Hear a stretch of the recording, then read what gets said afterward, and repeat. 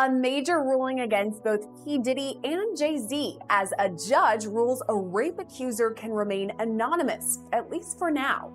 And the judge gets spicy in her ruling too, calling out Jay-Z's attorney for filing what she says is a litany of motion. For years, the world has looked up to Diddy and Jay-Z as the blueprint, the ultimate success story of two men who climbed from the streets to the summit of global power. They weren't just rappers. They were kings. Center for the past 3 months now. That's because he faces federal charges of racketeering conspiracy, sex trafficking by force, fraud, or coercion, and transportation to engage in prostitution. But Diddy's fall from grace came far before his September arrest, but rather last November, when the first civil suit against him was filed alleging sexual abuse. Since then, there have been almost too many civil lawsuits to keep up with, and another high-profile name has recently made its way into a filing: Jay-Z. Sean Carter, Beyonce's husband, whatever you know him as, is now accused of raping a 13-year-old girl at one of P. Diddy's parties. We reported on this specific lawsuit back when it was filed in October, but here's a quick refresher. The woman who filed this civil suit is listed only as Jane Doe. She hasn't revealed her true identity and doesn't have to, at least for now, but more on that later.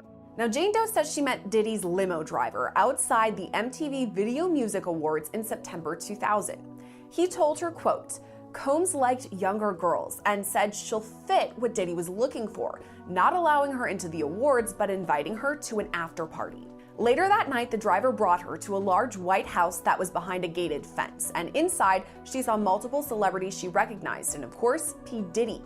According to her suit, once inside, two men asked plaintiff, that's Jane Doe, to sign a non-disclosure agreement, informing her that she could not discuss what happened at the party. She gave them her name and signed the form, but did not receive a copy. Eventually, Jane Doe accepted a drink at this party. She says it was a reddish-yellow mixture and tasted like orange juice, cranberry juice, and something else bitter mixed in. Jane Doe now believes Diddy or one of his associates slipped something into her drink. After all of this, Jane Doe had some of the drink. She says she started feeling woozy and wanted to lie down. So she went into what she thought was an empty room but did not lock the door.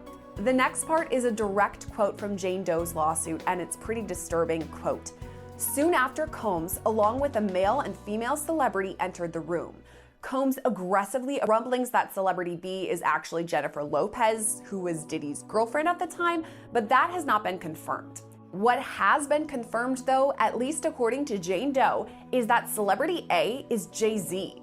In December, Jane Doe amended her lawsuit to publicly name Jay-Z, alleging he raped her that night. And again, reminder, she's only 13 at the time. Jay-Z completely denies these allegations. He's made a motion earlier this month even for Jane Doe to reveal her identity. And that's not the first time we've seen this tactic, and the last time it actually worked. We reported on this too. The original Jane Doe, who filed civil suit against Diddy in late 2023, the one who included pictures in her lawsuit, was just recently ordered to reveal her name publicly. And that's when we learned that Jane Doe is actually Anna Kane. She's known mostly as the ex-wife of hockey player Evander Kane.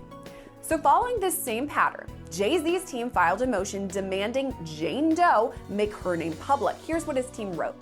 Admissions by the plaintiff, meaning Jane Doe, and damning admissions by her own father in a December 13 revelatory NBC interview cast yet further doubt on a claim that was obviously false from the start.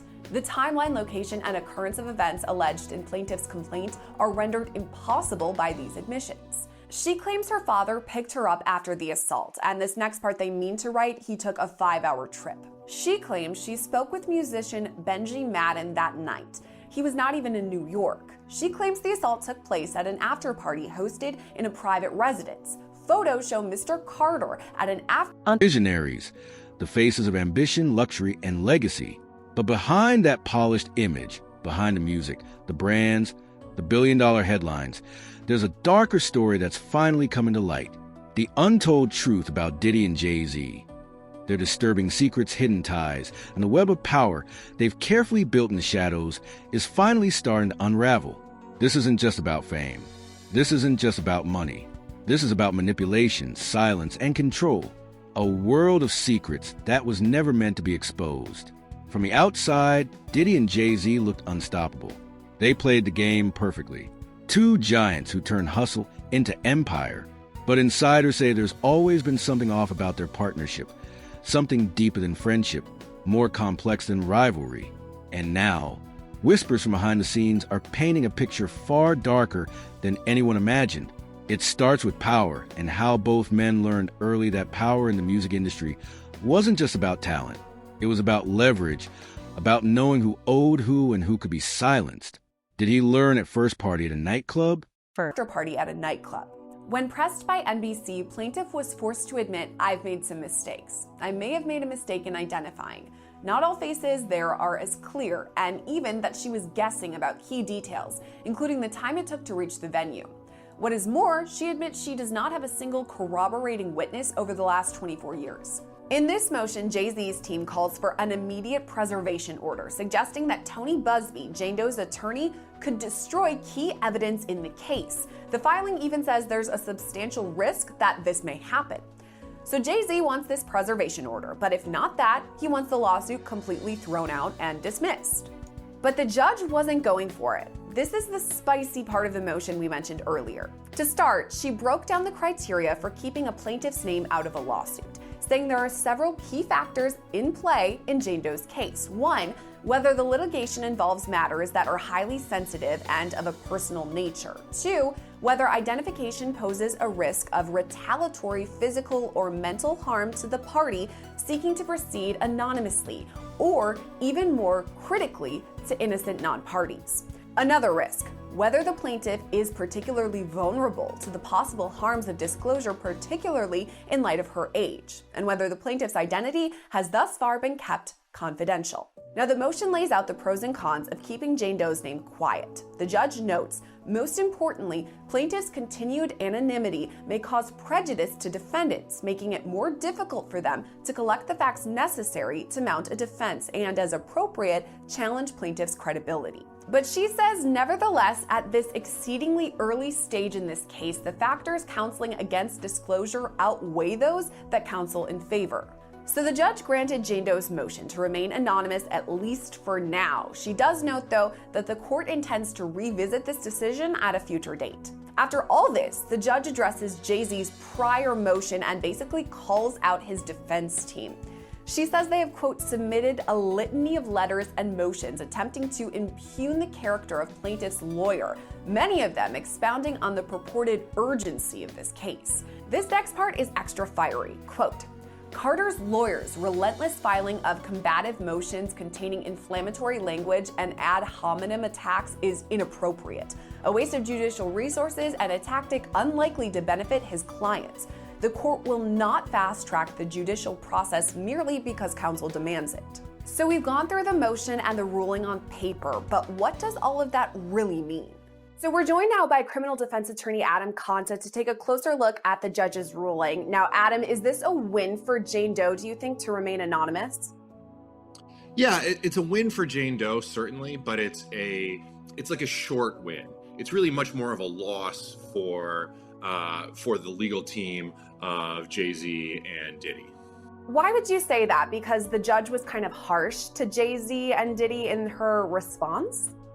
Yeah, this is sort of like, if a child asks you for something and you're trying to teach them a lesson, you say, no, not right now. Go be good for a little while, then come back and ask me again. That is almost exactly what Judge Annalisa Torres did here. She wanted to send a message directly to Alex Spiro, who is obviously one of the most prolific attorneys in the country right now. I've known him for 20 years. He started as a DA in Manhattan. I knew him as a DA in Manhattan. I had cases against him as a DA in Manhattan. And he's gone on to do incredible things. But he has a very specific style. And there's a lot of people who don't like that style. And Judge Torres is one of them.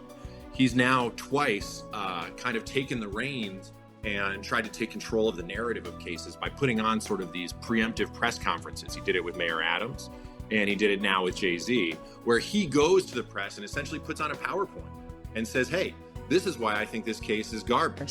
Bad boy record in the nines, an empire that thrived off success and fear. Jay-Z watched, studied, and built Rockefeller using those same tactics. Loyalty through control, silence through influence. Together, they understood one thing. The key to survival at the top is knowing everyone's secrets. And that's where it gets disturbing. Diddy's name has long been tied to rumors of manipulation, wild parties, strange disappearances, and a pattern of people around him who either vanish from the spotlight or refuse to speak publicly again. Now, as new investigations into Diddy's private life continue, those stories are gaining traction. Industry insiders claim that what happened behind closed doors wasn't just about entertainment. It was about building a vault of secrets, moments caught on tape, conversations recorded, relationships used as leverage.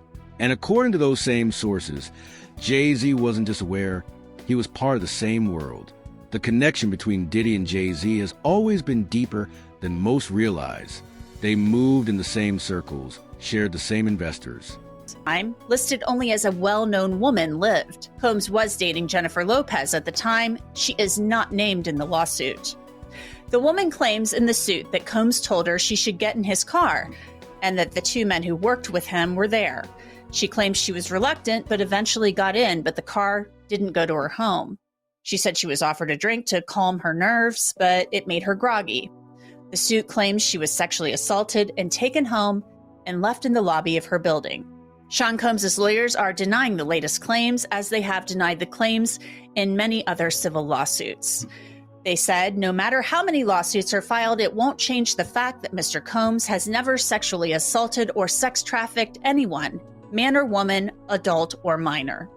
Now to Jay-Z and the latest with him. Ever since he was officially named in the lawsuit, things have been kind of crazy, with a legal war of words between his lawyer, Alex Spiro, and the accuser's lawyer, Tony Busby. Jay-Z, whose legal name is Sean Carter, is being sued civilly by a Jane Doe from Alabama, who claims Sean Combs and Jay-Z sexually assaulted her at a VMA's after party in the year 2000. Just a quick recap on that case.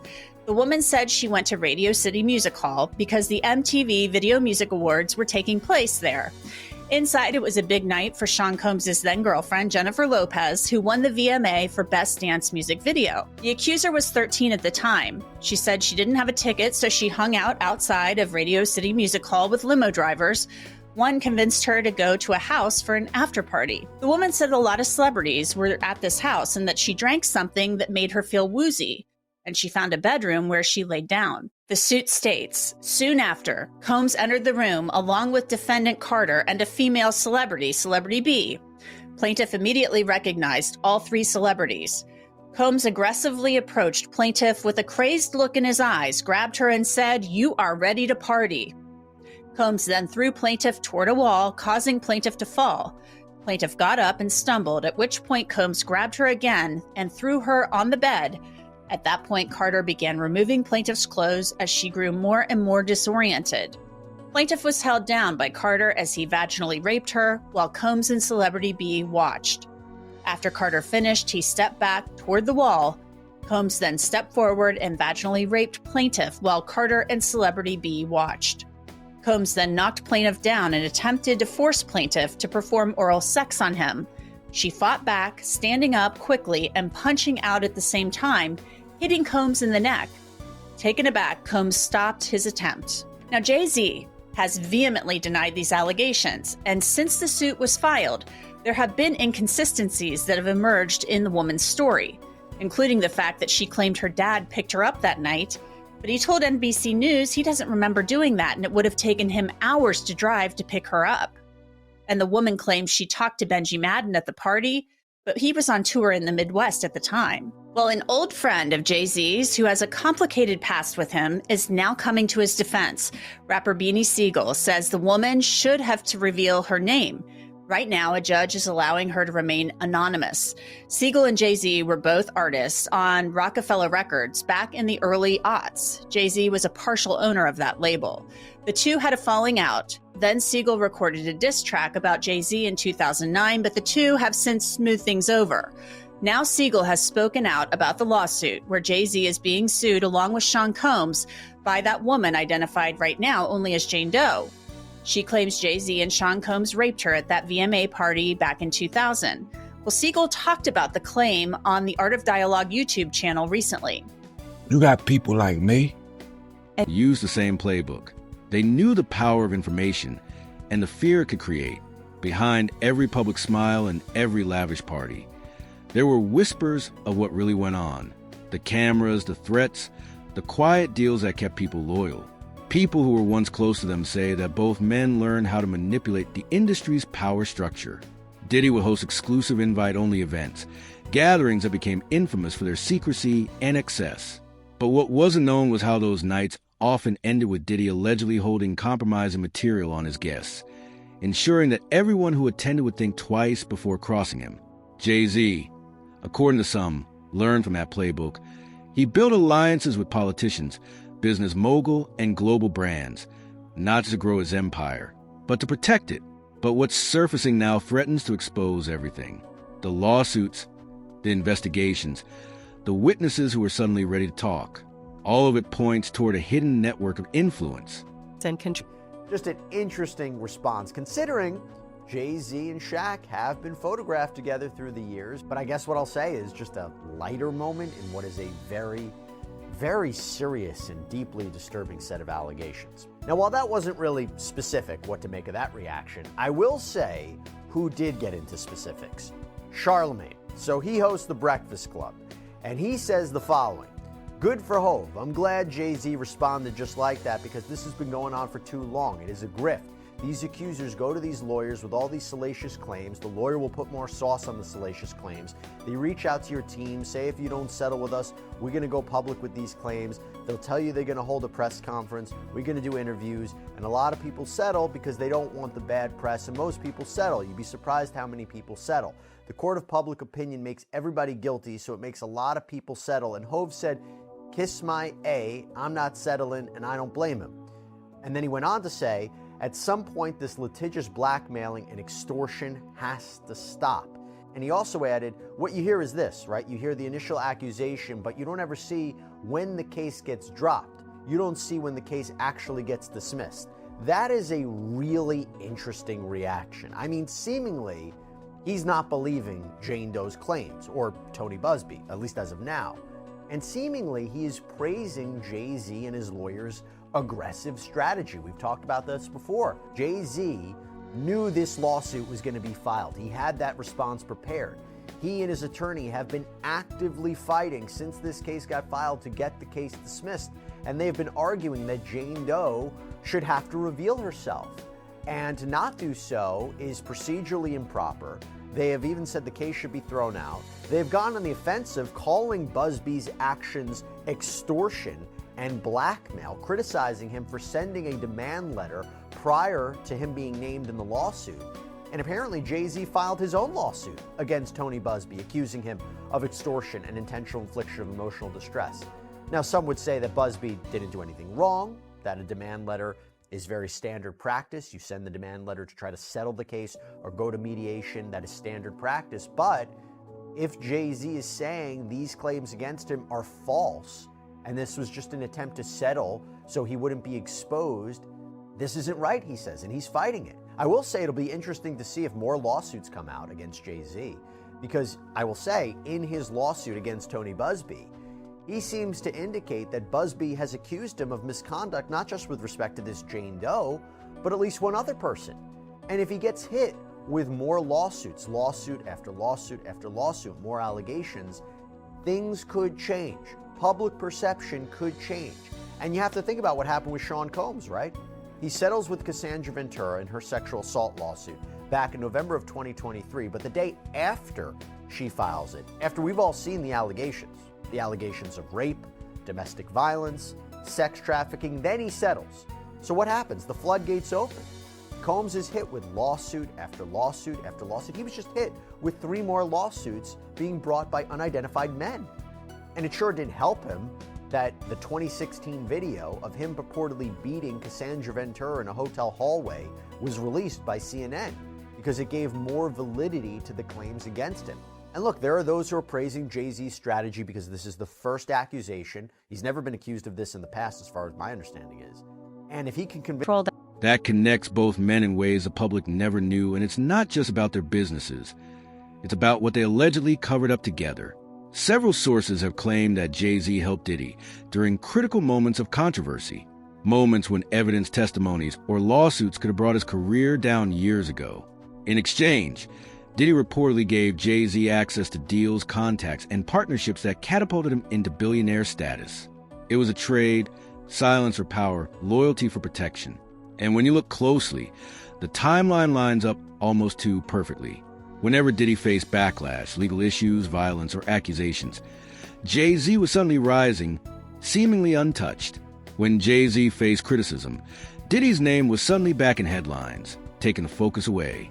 For decades, they've moved in a coordinated dance, one taking the heat, while the other stayed in the shadows.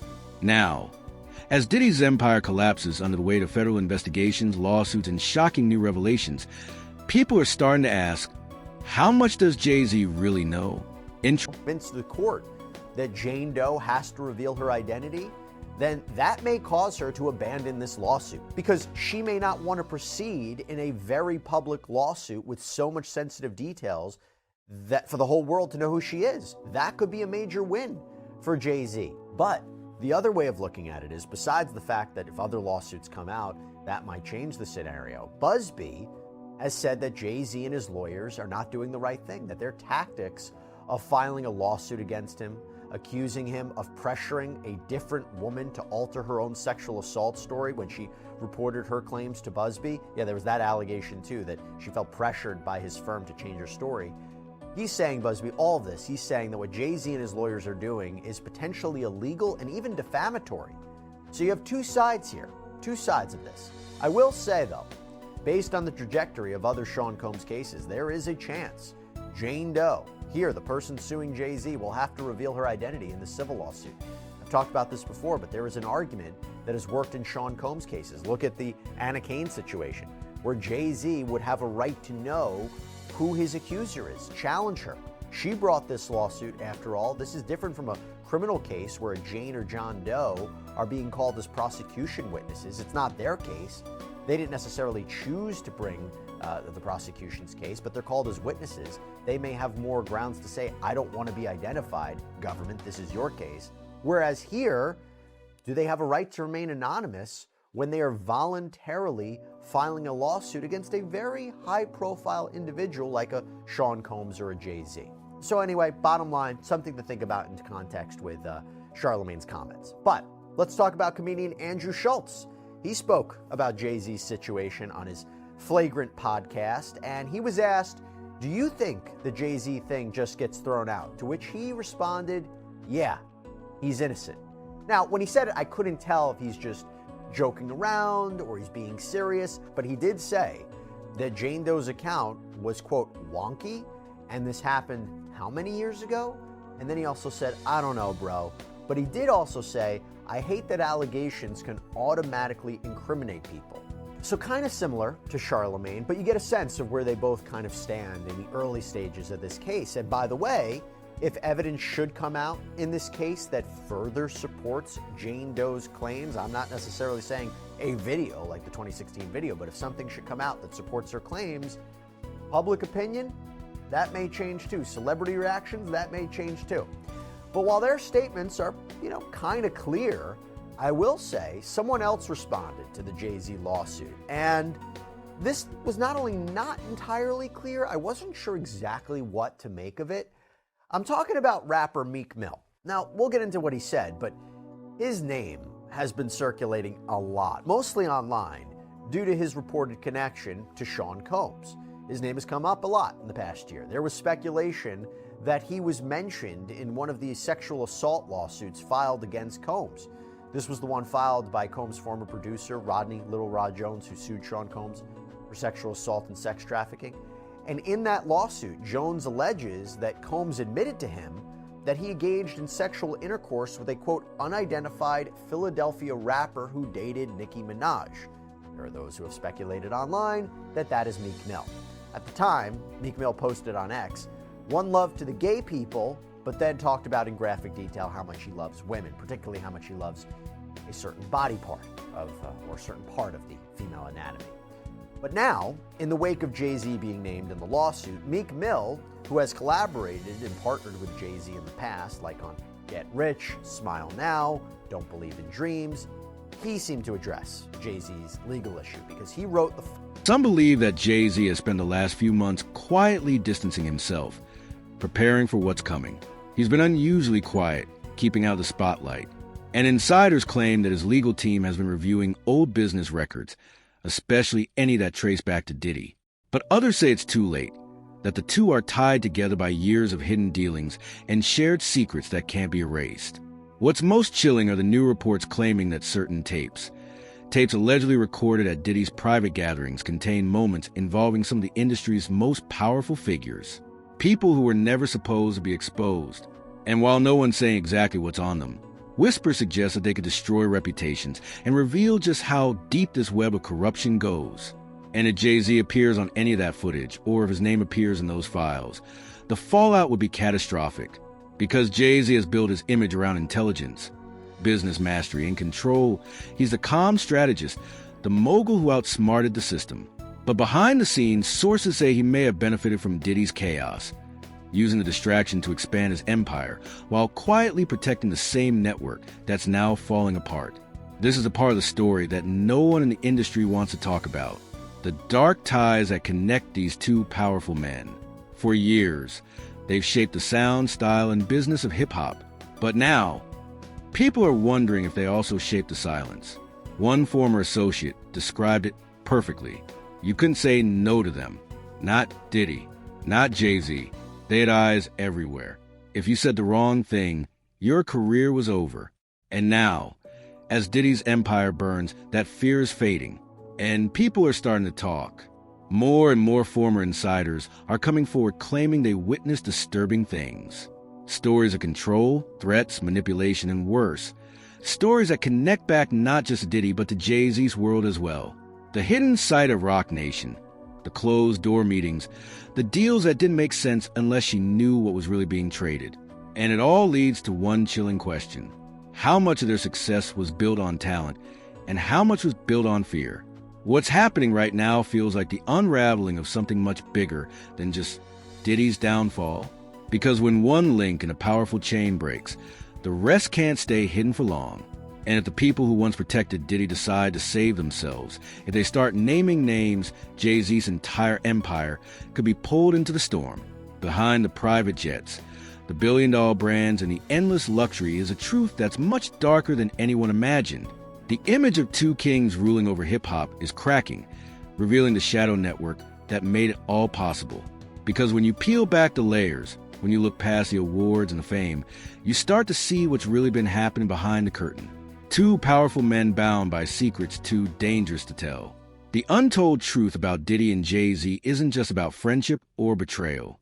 It's about how power really works in the music industry, who controls it, who gets silenced, and what happens when the people at the top finally run out of ways to hide.